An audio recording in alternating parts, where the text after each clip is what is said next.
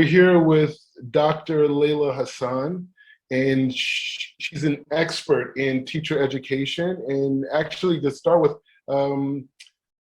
Dr. Hasan, maybe you could kind of give us a little bit about your background, and then we'll segue that into our conversation about how to think like a Black Jew and prepare our students for this series of classes that they're going to be experiencing over the next few months. Hi, Rabbi. Thank you so much for inviting me.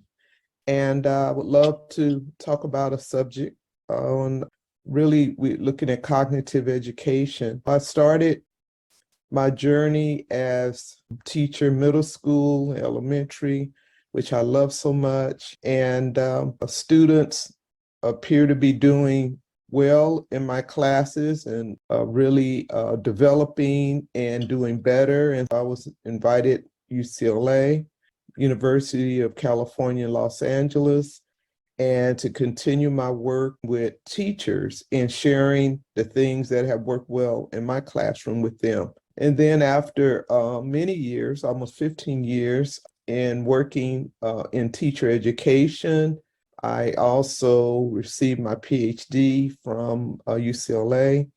And after a while, I was recruited to USC, where I presently am a lead in the USC teacher education program. And basically building on the same things that I was working on actually in middle and elementary schools, how to become a more effective teacher. Thank you for that. The premise of this course and what the students want to get the most is they've heard about African Americans that have explored different spiritualities, whether it was different aspects of Christianity, aspects of Islam.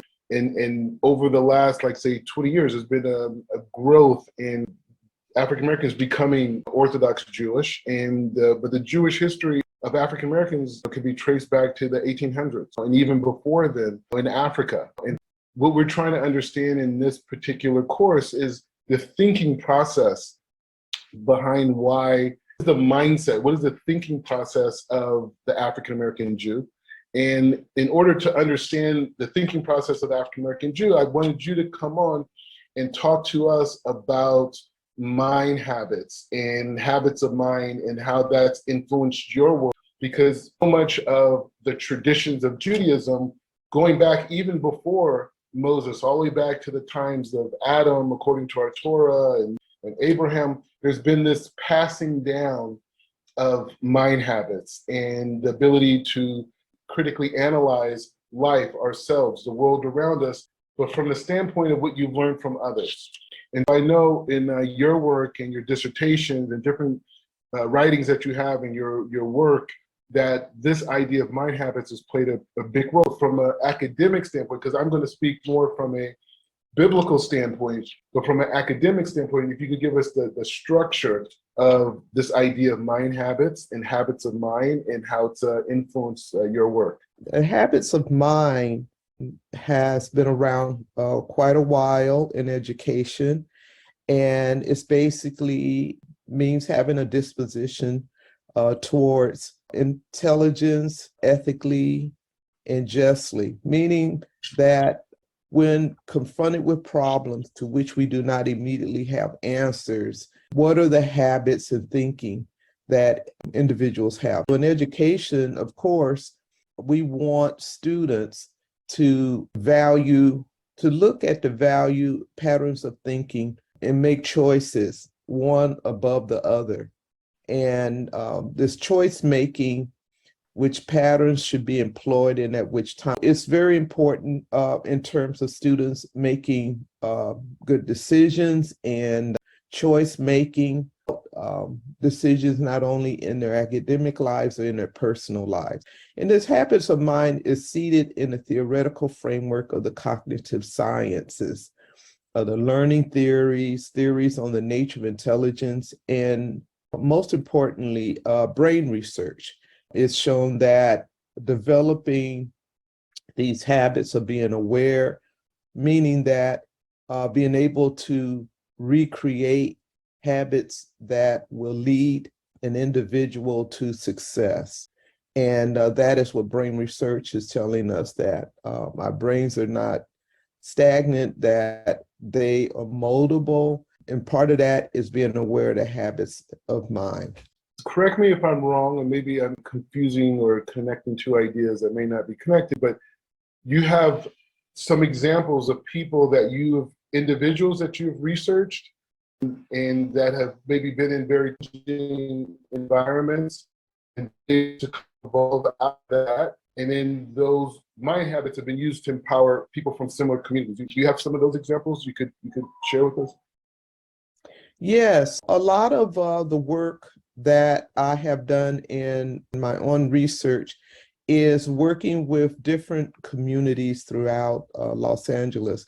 And what I found was that the thinking patterns of people had a lot to do with their circumstance, and not to ignore other kinds of issues that are in existence, but the empowerment of individuals in different communities, mainly in low-income communities, communities that living below poverty in Los Angeles, and in the county, which spreads out for many miles, that this focusing and understanding what one's habits of mind had a lot to do with them changing their circumstance. And what I found, that as the parents grow, because all of this is based on growth, your thinking, and what happened is that these parents begin to change in the way in which they perceive their life and their children's ability to make change. And what I observed was many of those parents changing their occupations, their children even changing their disposition about what they wanted to do in life, and their identity shifts. This can be a very powerful framework for just about anyone to study. In terms of this dynamic of a person, the mind habits that we're seeing, sounds like, if a person's in a challenged environment, that the mind habits that they take on are not necessarily like academic. They're not arithmetic per se. They're not, historical points. We're talking about young people in essence that are figuring it out. How would you categorize this particular form of knowledge that they receive that gives them this ability? What's the category you would put it in, or some examples of them? One of the things that I use, let's say, in my classroom presently, these are with college students. I call them the 3 C's. And first thing is to be present, is critical consciousness.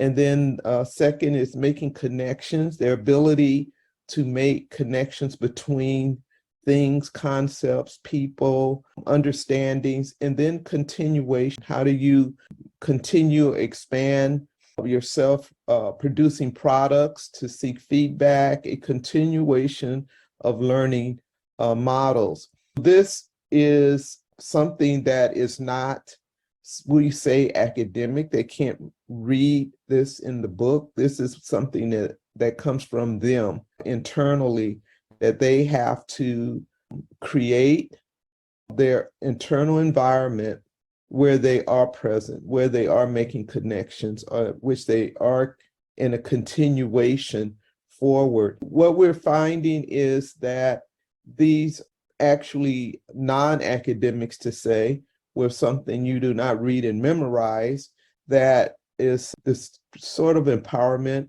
internally that one has to learn, that is a decision that they make, that we find to be very powerful. One of the things that in mathematics, which is an area that I work very closely in, I'm really happy, first time in history, that they are connecting mathematics with habits of mind.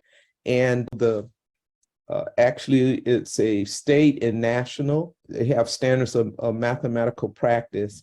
And just a few of them is 8 of them, but a few of them is to make sense of problems and persevere in solving them, and construct viable arguments and critique the reasoning of others, look for and make use of structure. These would be habits that now are standards in mathematics. And the big challenge is that many of the teachers did not evolve from these kinds of habits of mind. And the big challenges for us in education is to help teachers to be integrated with these type of habits, so that the students will receive the opportunity to develop that within themselves. When you talk about the 3 C's, right? When you think of this idea of being present, and all the way to the idea of continuation, this is very much the thought patterns that have existed since the beginning of time as it relates from the biblical narrative in terms of like what the world is, how it was created, how it functions, how these different dynamics. But you're saying something unique, which is you're saying a lot of the information is generated from the individual themselves. And what I want to try to tap into is like, what is this aspect that they are connecting to? Where is this knowledge that they're kind of like in a way like just manifesting or expressing? Like, where does this knowledge come from, and how do they, because they didn't go through a course of habits of mind, right? That knowledge is coming from a series of connections. And I want to understand from an academic, I mean, I could give it to in a spiritual standpoint, but from an academic standpoint, how does the academic world rationalize this process of, I guess, deductive reasoning that allows people to, create solutions? That's a great question, and a huge challenge also for us is, so students have to understand that learning and their existence in this world is about seeking the truth. And so they do not come, say, to class with necessarily searching for that truth. What we have, students are, unfortunately, I feel, in a situation that they have been spoon-fed a lot of information for them to regurgitate. And so when they're asked to now rely on their internal, it is very confusing to most students, and they struggle with it. But over a period of time, they begin to look outside of themselves in their immediate environment to find answers. And they see provides them to be more effective in them becoming teachers, because that's primarily what I work with, individuals who want to become teachers in mathematics. So they do not have that foundation that you're speaking of, and so they have to seek it out. But that understanding how others that have become effective teachers, how that can help them in studying, that has been very helpful. Is there a definition you give this of this self-generated information or process of discovery, or how do you categorize these points? Because the reason I'm asking these different points, because these are the building blocks of this course. And these building blocks of this course is learning the habits of mind, and or how I framed it, how to think like a Black Jew, is really this idea of going through a series of processes of revealing a person's true desire. Because becoming Jewish is not like something you just do overnight. It's a whole process, it's a lot of learning. But through that process, there's a lot of self-discovery, there's a lot of self-generated information. From our end, the way we look at it in a non-academic standpoint is, from a spiritual standpoint, we look at it as when a person has a desire, that the creator of the universe sends them information, right? It literally has like, the idea is that there's literally angels that are like literally carrying like buckets of information that they just pour on the individual, and a person wakes up and they have that like aha moment, like, whoa. But spiritually, that's that's a connection to an angel, or when a person becomes inspired. So what I'm trying to understand is it's like this dynamic of how can we take that experience of that aha moment of inspiration or that moment of solutions and being able to understand that from an academic. Well, I'm not trying to ask you to talk about the angels, but the idea of that process, like when you have, like, say, a student or a teacher, that when they get to that moment of discovery, have you defined the label and then the stages that usually that individual goes through to get to that place?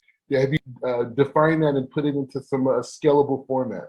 Rabbi, what you bring up is very essential, and it somewhat reflects on the limitations of education in general in public and private schools, that it does not afford students to be able to, let's see, pipe in or utilize other types of worlds in existence that exist for them to understand even their feelings and what they're going through. And so because of that, we focus on their development in a relationship between themselves and their students.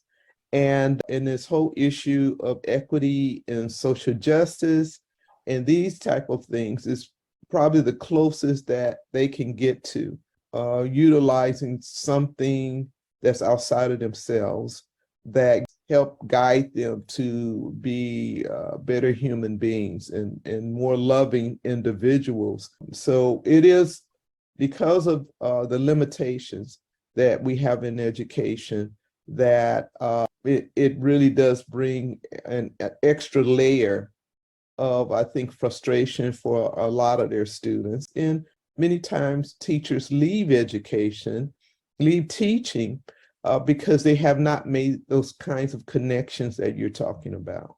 In the frame of a social justice, you're saying that that's introductory tools or processes or mechanisms that kind of allow this critical discourse of what I desire and what's not there, and creating kind of a structure that I want to get from A to Z. Here are some steps from a standpoint. So from that standpoint, there's a definition of justice, what we're going to talk about later on in this course. But from an academic perspective, how does academia define justice for an individual or, say, a community? The focus in education in terms of social justice is looking at equity among students. Do all students have the same opportunity to grow?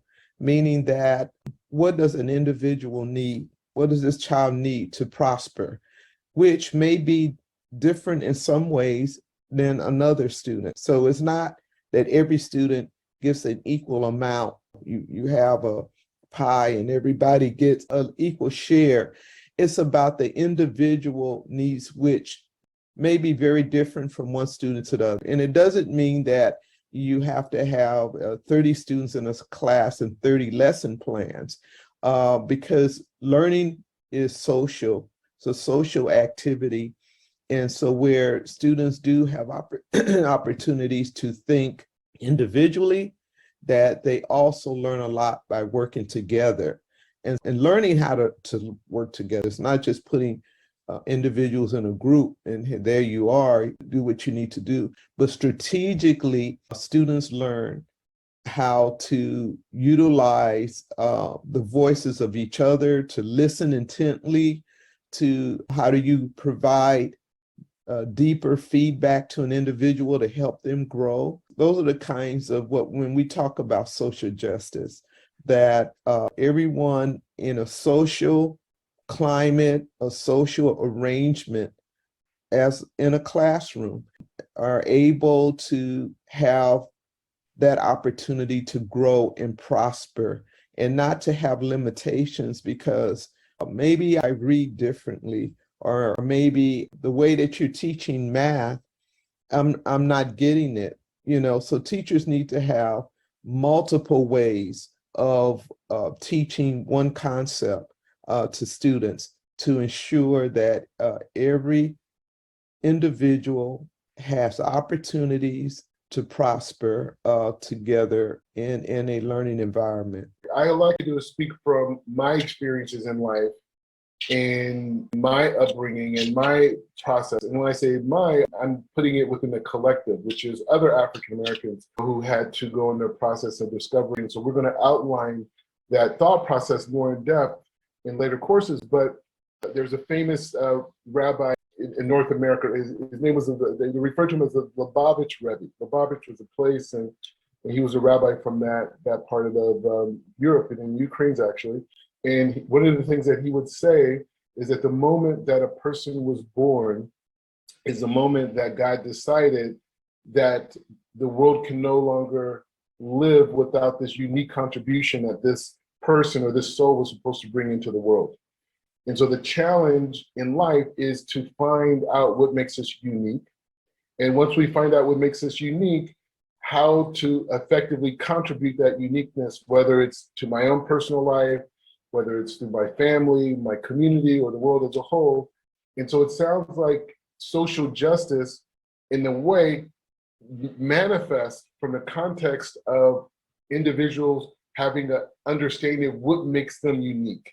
Mm-hmm. Because working in that collective environment, I can only effectively work in that collective if I know what my uniqueness is. And I think what you're describing before with the students saying that, hey, you know what, maybe I don't learn math this well, maybe I don't, understand history this well, whatever the core study is, we're going a step further in saying that the reason why that person doesn't get that is because that's not part of his or her uniqueness. And so has academia, in terms of the framework of social justice, has academics, are they pushing that in association with social justice? Like a person discovering what they like, what they don't like people all the time with their diets. Some people like their meat well done, some like the medium well. So we have that freedom in terms of dietary sometimes. But as it relates to acquiring knowledge, has that aspect of unique thought or unique capabilities, has it been tapped into yet, or is it more of a spiritual thing? I think you targeting the center of education in terms of what we actually really need to do, because it's a lot of focus right now on differentiation, and differentiation in education is understanding the difference between one student and the other. I think that more emphasis needs to be on what you're talking about, is where the students acquire their difference among themselves individually, so that they can advocate for themselves about what they need. Some students maybe need to, let's say in mathematics, they need to actually create a model. They need to get some paper and wood or materials and create what type of mathematical concept we're talking about. Or some students need to make up even songs about it. They need to create music to help them to understand certain concepts. This summer, I had the wonderful experience where I work with a group of educators, and we invited these professional drummers that they came and visit and work with us, but they were developing patterns of mathematics that we use that and then connected to the symbolic language of math. But we started with the music and the drumming, and the students were very much engaged with that as they develop understanding patterns of numbers. And then another thing we did was we took a metro ride downtown, and we traveled where students observed the landscape, their awareness we wanted to build with them. What do you see?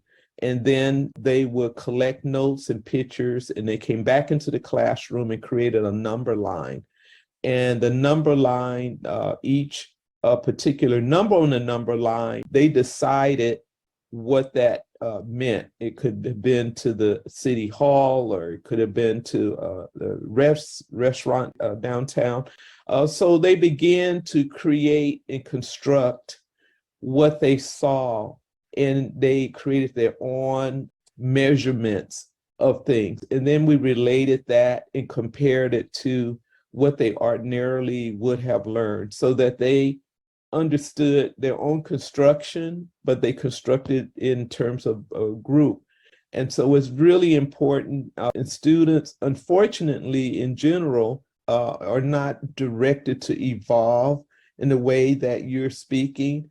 But I think we're edging towards that part of it. Their own spiritual development is just excluded in education, unfortunately. And so it caused the imbalance and in their thinking, because education could only go so far in terms of the human development.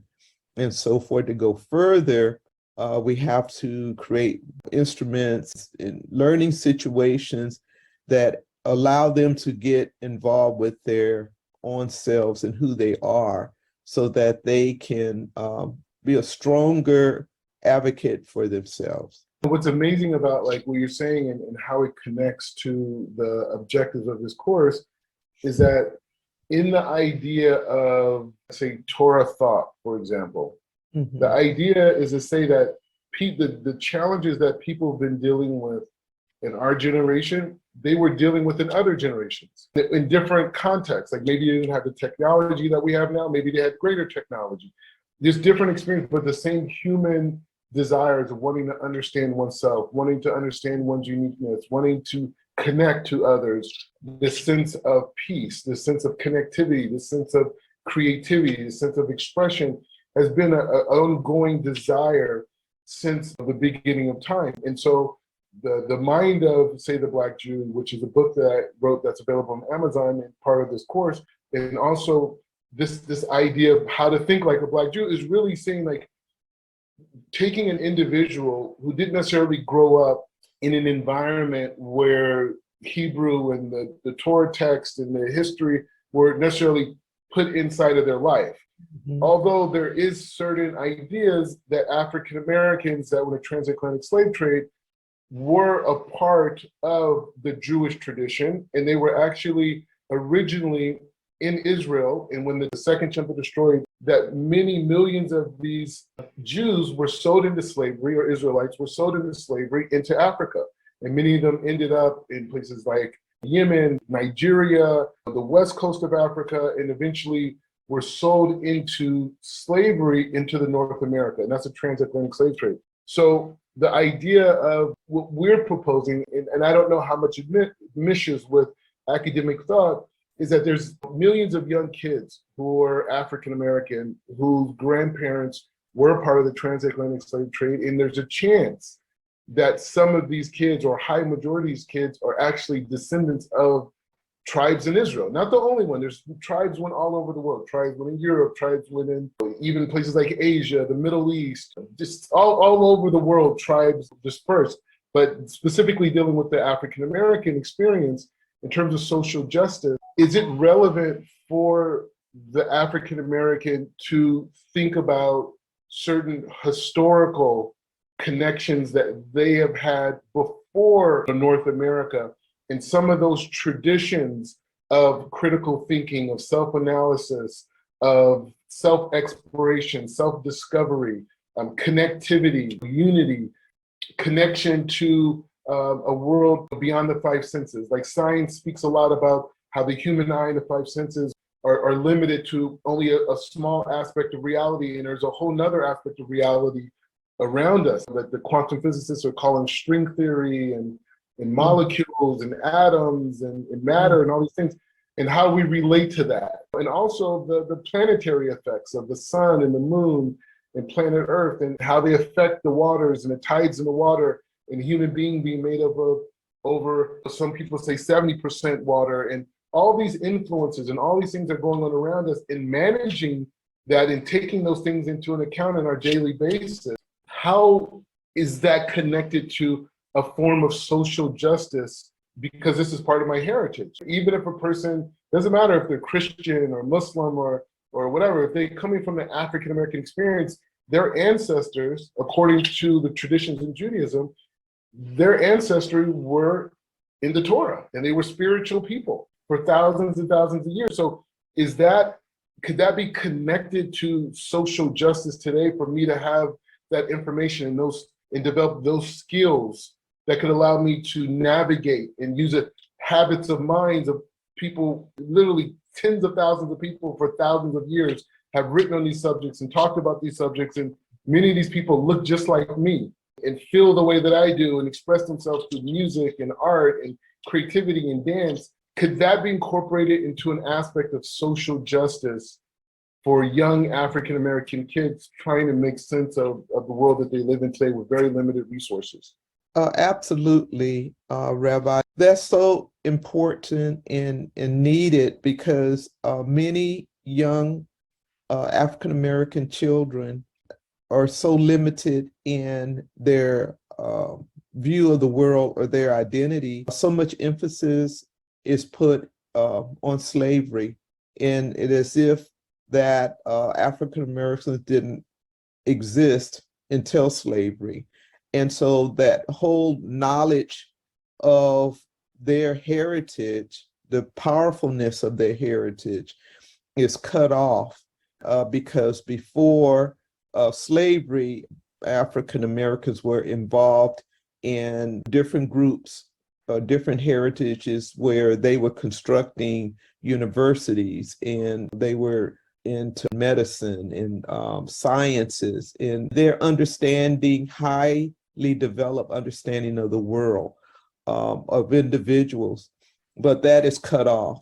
So most African American young people and old people, but we're kind of focusing on the youth and the social justice. That's a very much injustice that when we don't have access of that to young people, because when I talk about anything before slavery, that is very confusing. It's almost like it doesn't exist for many of my students. They're really confused because their whole structure and concept of life, or even me as their professor, is looking that I evolved from slavery.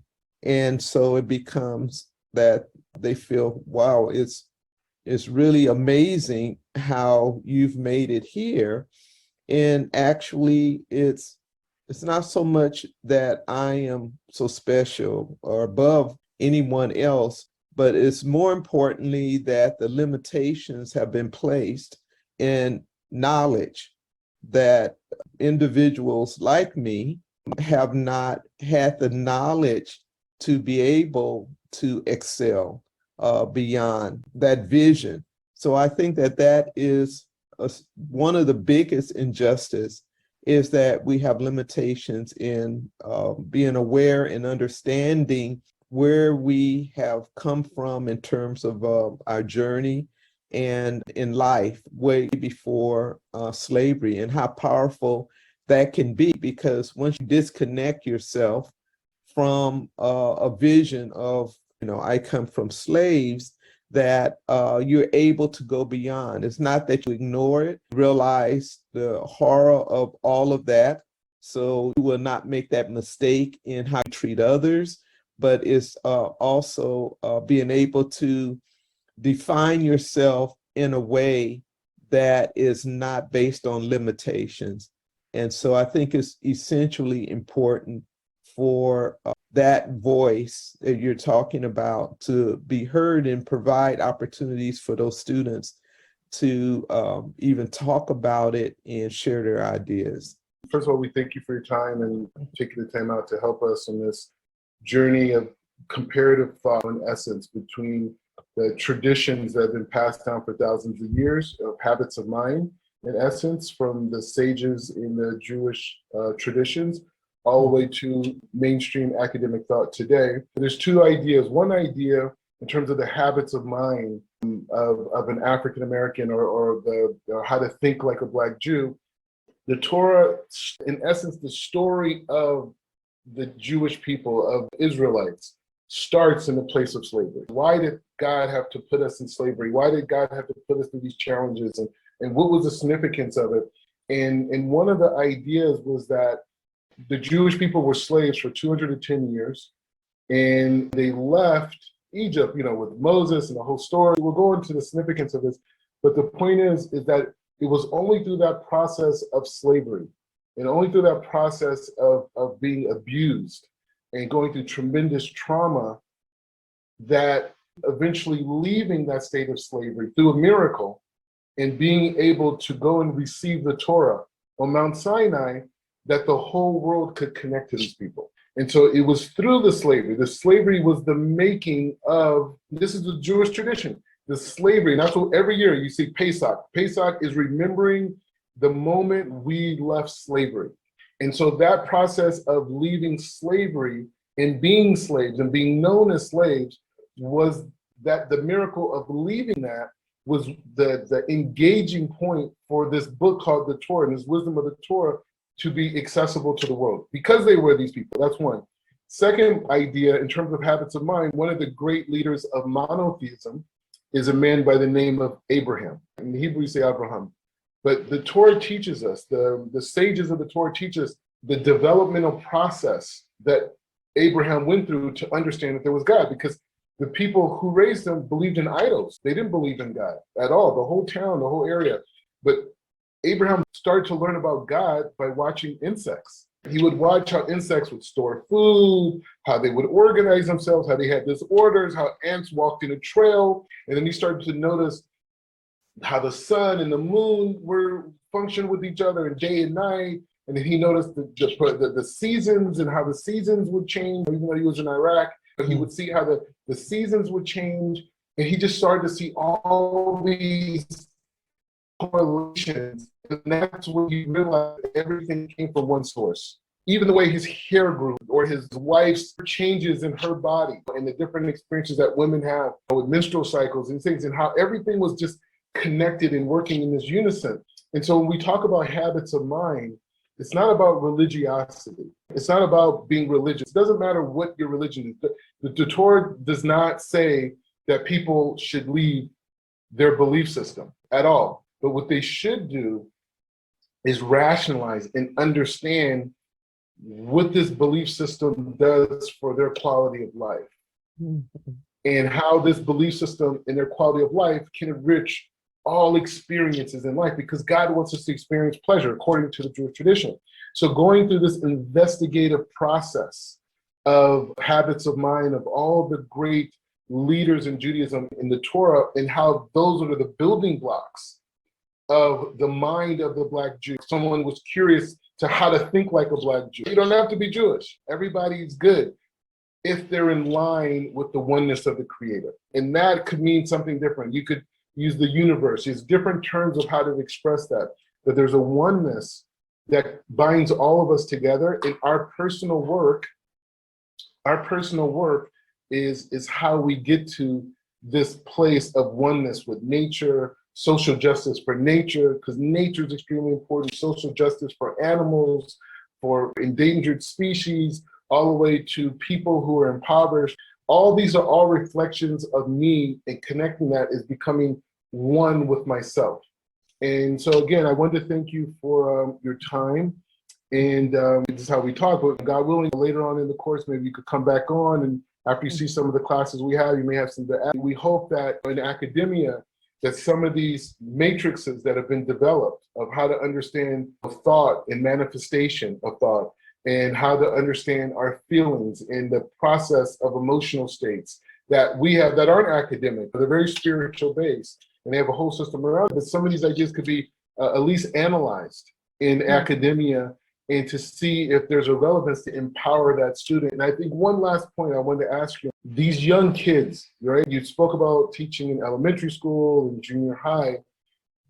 What we've discussed most of this conversation has been like basically like college students, right? And them understanding, but these people are like the elites, or the top of the echelons in terms of performance in academia. And from your experiences, what would be one of the main points of skill sets for social justice from this discussion that a young student who's 10, 11 years old, 13, 14, what are some of, and even older, what will be one of the things you saw lacking the most from children in very challenged environments that you feel that maybe some of the things we're discussing could give maybe a clarity that could save a person from maybe certain levels of like pain and suffering they wouldn't do if they had the right information? This is very important because it address it in Los Angeles in particular. I think the majority of the students in public school, how can we support those students knowingly that they don't have those opportunities that we're talking about? It's definitely is better than it was, I would say 10 years ago, at least in terms of what our intentions are. But the actual implementation, I think that it's important for students to be in touch with their own strengths that they have and to see that they have control over their lives and what happens to them to a certain extent, that they need to focus on their own ability to think. Many students do not feel that they have good minds, or they don't feel that they're intelligent because they rely or have relied on a system that was not created to allow them to understand that. And so when they're early in school and they put them in the different groups and they call it different things, and certain students are looked at having more intelligence than other students, that is pretty much one of the biggest misconceptions, that because intellect, we have not been able to measure. So we use intelligence and then we try to measure that, which we're not able to do for human beings. We don't have the capacity to measure intellect or intelligence in human beings. So we sort of mimic it in order to make it a budget line or organize our school. So for young people, as you were talking about, Abraham, looking at different kinds of existence of creation and studying it, I think that would be the biggest attribute for students to observe and begin to understand the world that they live in and why are they here. Questions like that, they have a right to ask. That's part of the justice of their existence, to understand the world that they live in, to ask the questions, who am I and why is this happening to me? But also recognizing the fact that they're asking those questions that makes them a unique individual person that is able to think like other habits of mind, individuals in life that have been very successful in different ways, is because of certain thinking patterns that they have used in order to progress. And that's usually, you don't hear much about individuals that have done well in life, that seem to be happy or prosperous with families. They never talk about that kind of struggle that they've had in terms of life, what they've overcome, and what are their challenges, and what are their thinking about things in the decision making. So for young people, the most important thing is to be able to convince them that they are this powerful being and that they can move around. This whole world is theirs. Nothing defines them in terms of what they have understood so far. There's no limitations of what they can do. And for them to see the world as a school that is not just in that classroom, the whole world, the questioning, posing questions is very important for them to learn how to do that, and being able to appreciate they have a unique way of learning, every single person. And that makes the variety and diversity we hear about. The diversity is internal. It's not just external in terms of the way we look. It's also internal, and that's more important than the external, is the internal diversity, and for that to respect that of yourself as well as others. The things that you're saying, if that was exercised when children are very young and continued, we would have a different world. Thank you, Pat. This is our introductory class into how to think like a Black Jew. We're joined by Dr. Layla Hasan at USC. Thank you again, and we'll be following up with you. And it was just, amazing and courageous, all the things that you shared with us. And God willing, we'll all see a new world as we keep promoting these ideas and mixing them with academia, because they've just been in the spiritual side and certain observances and for certain people, but now we really want to bring out these principles and really infuse the world. So thank you again, and we should be in touch. Thank you for inviting me.